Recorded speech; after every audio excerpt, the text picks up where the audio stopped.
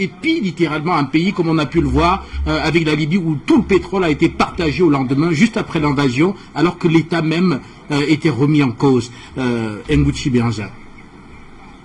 Oui, ici, on vient d'écouter, par exemple, la vérité que nous, le peuple d'en bas, nous connaissons déjà. Cette vérité que l'ordre mondial, l'Occident, l'impérialisme occidental cachent à leur population. Parce qu'il faut savoir une chose, c'est que Joe Biden est dans la mythomanie. C'est quelqu'un qui pratique la mythomanie.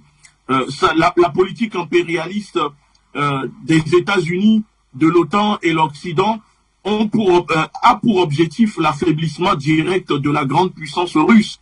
Et donc, on assiste là, on peut le voir, qu'il y a, l'association des faibles de l'Occident, pour ne pas dire le monde, parce que le monde ne s'arrête pas à l'Occident, contre la Russie.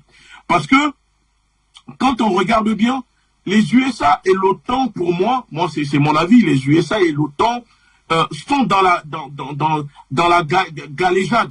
Vous comprenez ou pas? Il y a une imposture venant des USA et de l'OTAN, accompagnés de leur toutou, bien évidemment, la France, l'Europe, etc., pour attaquer la Russie. Et donc là, je vais dérouler en expliquant, en posant la question pour que les téléspectateurs nous écoutent. De quel droit international nous parle-t-on, l'OTAN, l'Occident, l'Europe et les États-Unis? De quel droit? De quel droit? Parce que quand l'armée française, on va commencer par le plus simple, quand l'armée française attaquait la Côte d'Ivoire au mépris de sa souveraineté, où était le droit international? Où ce droit-là n'existe que pour les Occidentaux? Alors dans ce cas, il faut nous dire si c'est plutôt le droit occidental ou le droit international. Quand les USA et leurs alliés, l'OTAN, sont partis attaquer en créant du désordre en Afghanistan, où était le droit international? On n'a pas vu le droit international. Quand les Occidentaux, accompagnés de l'OTAN, sont partis bombarder, attaquer la Libye, assassiner Kadhafi, et ensuite, dès le lendemain, se partager le pétrole, l'hydrocarbure, les richesses de la Libye, où était le droit international? On ne les a jamais vus. Où était la CPI pour ramener les États-Unis devant la justice pour les crimes contre l'humanité des Américains dans le monde? Voici des personnes, voici des pays, parce que là, je ne vais pas parler des populations qui elles-mêmes sont victimes de leur système, mais voici des pays comme les États-Unis qui ont pratiqué un génocide sur les Amérindiens, exterminé les Amérindiens sur leur terre pour occuper les États-Unis, qui veulent donner des leçons à la Russie. Voici des pays comme la France, la Grande-Bretagne, qui possèdent la pire histoire d'invasion au monde de l'humanité, qui veulent ici pointer du doigt pour dire attention, la Russie est en train d'envahir l'Ukraine. Soyons clairs, personne n'est pour la guerre. On ne veut pas la guerre. Mais si on doit interdire la guerre et prôner la paix, alors il faut que ces règles-là soient pour tout le monde.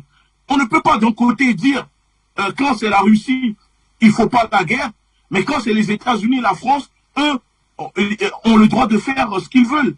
La France a le droit d'aller bombarder au Mali, tuer des bébés, décapiter des bébés avec des bombes. Quand l'ONU dit que la France a tué, la France dit allez circuler, il n'y a rien à voir, je n'ai pas tué. À un moment, il faut que ça s'arrête. Donc aujourd'hui, on voit un président souverain comme Poutine qui vient, qui exprime, qui dit tout haut ce que la plupart des personnes pensent tout bas. Et je peux vous garantir que même le peuple français aujourd'hui rêverait d'avoir un président comme Poutine à la tête de ce pays.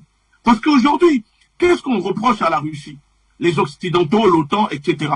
Qu'est-ce qu'ils reprochent à la Russie concrètement? Ça fait 8 ans que la guerre dure en Ukraine. 8 ans que l'Ukraine, son gouvernement, bombarde les indépendantistes dans le Donbass. Plus de 13 000 morts, 30 000 blessés, plus de 250 milliards que les Américains ont donné à l'Ukraine pour armer l'Ukraine.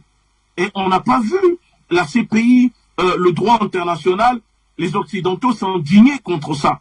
On ne les voit pas. Parce que la vérité que les médias ne disent pas, c'est que l'Ukraine bombarde ses propres populations russophones en Ukraine. Même aujourd'hui, les preuves sont là, les témoins sont là, il y a des journalistes indépendants qui le dénoncent. Donc cette coalition que nous voyons, qui sont en train de s'en prendre à la Russie, on le voit, tout le monde a compris que l'objectif est d'affaiblir la Russie parce que les États-Unis, en plus d'avoir perdu la place numéro 1 de puissance militaire au profil de la Russie, les États-Unis ont perdu aussi la place de puissance économique qui est maintenant la Chine. Donc il faut créer les guerres, il faut pousser. On utilise l'Ukraine et ce président Zelensky, on voit bien que ce monsieur est dans c'est un comédien. On le voit que c'est un comédien, que ce n'est pas lui qui dirige le pays, mais c'est les Américains. Puisqu'on nous dit il y a des officiers américains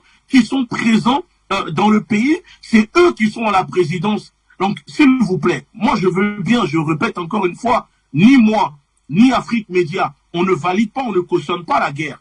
Mais si on doit respecter les règles qui sont définies par l'ONU, par le droit international, si on demande à la Russie de respecter ces règles, il faut que les personnes qui veulent faire appliquer ces règles-là, eux-mêmes soient des personnes propres.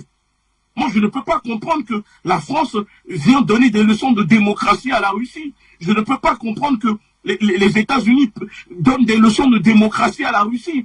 Quand on voit déjà comment les Noirs sont traités aux États-Unis, il y a un ethnocide, il y a un génocide aux États-Unis sur les populations afro-américaines. Quand on voit la politique de marginalisation, la politique négrophobe, la politique raciste, institutionnelle que pratique la France vis-à-vis des populations afro-descendants, les Noirs, les afro-descendants aux Antilles. Quand on voit que la France possède encore des colonies, la France ne peut pas venir s'asseoir à la table des grandes nations et dire que nous allons donner une leçon de démocratie à la Russie. Je suis désolé. Certes, Poutine n'est pas un homme parfait à 100%. Il n'existe pas. Aucun être humain sur cette terre n'est, parfait à 100%. Mais il faut aussi se regarder en face. Ça veut dire que ces Occidentaux qui aujourd'hui ont pillé la terre, qui détruisent la terre, qui envahissent tout, partout, qui sont même en train d'envahir la planète Mars, c'est eux aujourd'hui qui veulent dire que la Russie est un envahisseur. Et souvenez-vous, avant que ça ne commence, il y a quelques mois, on préparait déjà l'opinion, on préparait déjà la masse, le cerveau, en disant que les Russes sont des mercenaires, des méchants mercenaires en Centrafrique, les Russes sont des méchants mercenaires au Mali, et il faut les mettre à l'écart, il faut les sanctionner, et maintenant on voit les Russes sont les grands envahisseurs de l'Ukraine, Poutine est un Hitler, le président Zelensky est un héros, on essaye de fabriquer un héros au peuple, parce que le peuple aime tellement les héros que j'ai l'impression d'assister à Hollywood, où on voit même de la désinformation, tout et n'importe quoi, mais ça devient grave. Et c'est pour ça que dans tout ça, le peuple africain, quelle position adoptons-nous? Est-ce que nous allons continuer comme ça?